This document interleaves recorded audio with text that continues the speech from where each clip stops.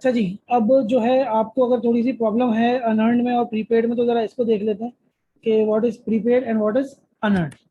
तो इसको ज़रा कंपैरेटिव देख लेते हैं कि प्रीपेड क्या होता है और अनअर्न्ड क्या होता है।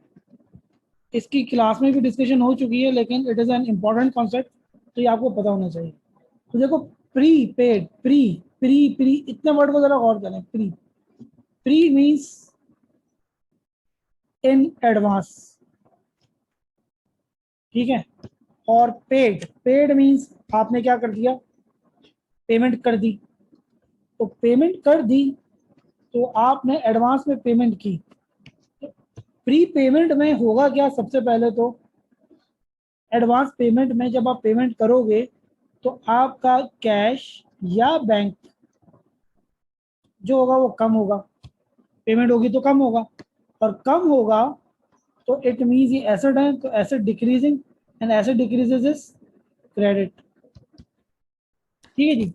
तो बस आपको ये याद रखना है कि अगर कोई चीज़ कहता है कि एडवांस में पेमेंट हुई है तो इट इज़ प्रीपेड, और उसमें कैश और बैंक हमेशा हमेशा क्रेडिट ही होगा। तो अब एंट्री कैसे बनेगी भाई? एंट्री इस तरह बनती है कि याद रखिए, प्रीपेड कोई भी होगा वो एक्सपेंस की पेमेंट होगी, जो कि आगे जाके एक्सपेंस बनेगा। तो it may be prepayment of some rent, it may be prepayment of some salary, it may be prepayment of insurance, etc। अब आपने यानी कि रेंट की पेमेंट पहले से कर दी है, आपका खर्चा हुआ नहीं है लेकिन आपने पहले से पेमेंट कर दी है। तो सिंपल है, एंट्री क्या बन जाएगी इसकी, इसकी एंट्री ये बन जाएगी ना कि प्रीपेड रेंट जो है वो डेबिट हो जाएगा, और कैश तो क्रेडिट होगा आपका, पहले हम बात कर चुके हैं। तो कैश आपका क्या हो जाएगा, क्रेडिट हो जाएगा।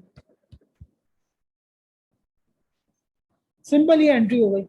अच्छा, एक बात याद रखिएगा कि ये जो प्रीपेड होता है किसी भी चीज़ की, ये कोई सम, ये होता है फ्यूचर के लिए, फॉर फ्यूचर टर्म के लिए। ठीक है जी, future term. Future term means हो सकता है ये एग्जाम्पल के तौर पे कुछ महीनों के लिए हो, कुछ सालों के लिए हो, या क्वार्टर के लिए हो। तो कुछ फ्यूचर टर्म के लिए, फ्यूचर मंथ्स ईयर्स के लिए प्रीपेमेंट होती है। अगर मैं अब इसकी एक पूरी ट्रांजैक्शन आपको लिख के बताऊं तो वो किस तरह पता चलेगा, वो इस तरह पता चलेगा।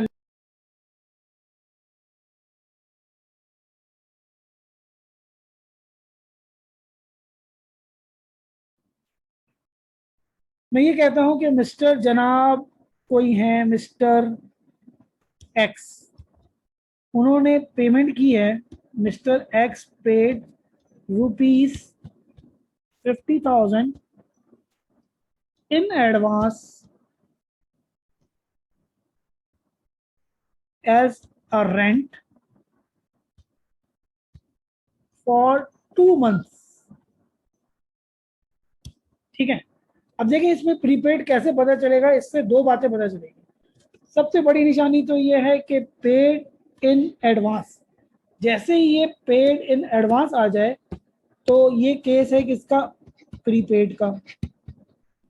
और फिर हमने ये कहा कि प्रीपेड कोई खास टर्म के लिए होता है। तो आप देखें यहाँ पे खुद ही कह रहा है कि कितने महीनों के लिए 50,000 जमा इन्होंने पेमेंट की है, इन्होंने पेमेंट की है 2 महीनों के लिए पेमेंट की है। इट मीन्स अगर मैं इसको ऐसे रफली बताऊं कि 1 महीने की कितनी हो जाएगी रेंट की पेमेंट, फॉर 1 मंथ, 2 महीने के लिए 50,000, तो 1 महीने के लिए 25,000। ये हमने स्टैब्लिश कर लिया ना। अब सिनेरियो क्या है, सिनेरियो जरा देखिएगा। सिनेरियो ये है कि लेट सपोज आज इन्होंने पेमेंट की है, यहाँ पे जीरो पे 50,000 पेमेंट कर दी। किसके लिए की है, रेंट के लिए की है। लेकिन अभी इन्होंने रहना शुरू नहीं किया, तो क्या ये इनका खर्चा होगा, एक्सपेंस माना जाएगा? नहीं माना जाएगा।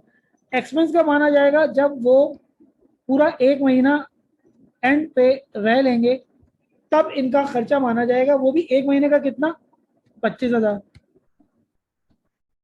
सिमिलरली वो अगला महीना रहेंगे, दूसरे महीने के एंड पे इनका दूसरे महीने का खर्चा माना जाएगा, दैट इज 25,000। तो ये टोटल मिलके 50,000 जो है उन्होंने वो आज ही पे कर दिए हैं। तो इनका अभी एक्सपेंस नहीं है, एक्सपेंस कहाँ होगा, यहाँ होगा और यहाँ होगा।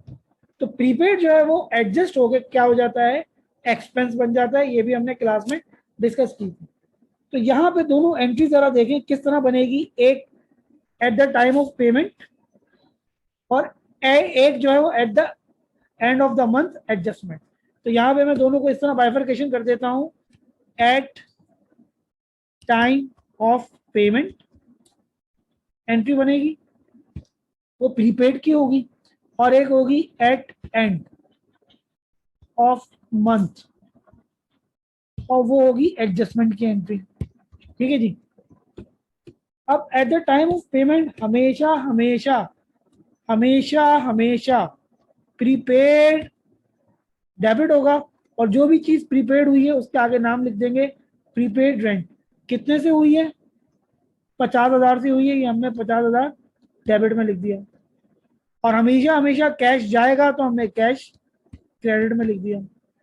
ये एंट्री हो गई at the time of payment. अब इसकी एडजस्टमेंट एक महीने की होती है, यूजुअली हम एक एक महीने के काम कर रहे होते हैं।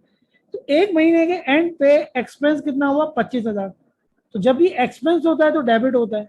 तो जिस चीज की भी पेमेंट हुई है ना रेंट की, वो क्या बन जाएगा, एक्सपेंस बन जाएगा। तो हम इधर इसको लिख देंगे रेंट एक्सपेंस डेबिट, एक महीने की 25,000 एडजस्टमेंट। और अब यहां से ये प्रीपेड रेंट क्रेडिट हो जाएगा, प्रीपेड रेंट क्रेडिट हो गया 25,000, और ये हमारी एडजस्टमेंट हो गई। क्योंकि यहाँ पे देखो अगर 25,000 एक्सपेंस हो जाता है तो यहाँ पे हमारा एडवांस कितना बच जाएगा, एडवांस हमारा बच जाएगा 25,000, जो कि आगे जाके भी खत्म हो जाएगा। तो इस वजह से यहाँ पे प्रीपेड अगर हमने कहा डेबिट 50,000 क्रेडिट 25,000, तो debit credit plus minus minus 50,000 minus 25,000, यहाँ पे 25,000 हमारा एडवांस बच जाएगा। तो ये कॉन्सेप्ट है। लेकिन इन ऑल आप बस इतना याद रखें कि at the time of payment prepaid debit cash credit, और उसकी एडजस्टमेंट के लिए वो वाला प्रीपेड जो है वो एक्सपेंस में चला जाएगा, और करस्पॉन्डिंग प्रीपेड क्या हो जाएगा, क्रेडिट हो जाएगा। This is the nutshell. आपको जैसे भी कॉन्सेप्ट समझ आए आप याद रखें। ठीक है जी।